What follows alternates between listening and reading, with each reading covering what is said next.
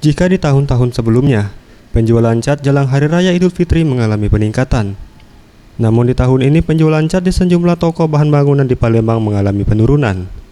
Menurut Dewi, pegawai toko material mengatakan, 2 pekan jelang Idul Fitri, penjualan kaleng cat belum membaik.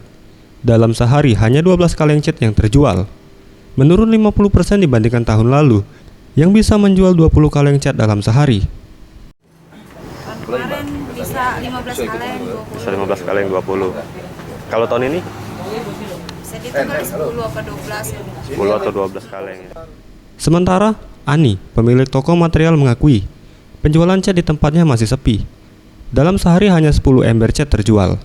Menurutnya penjualan ini diperkirakan karena Hari Raya Idul Fitri yang berbarengan dengan tahun ajaran baru. Penjualan dalam sehari kita bisa menjual berapa?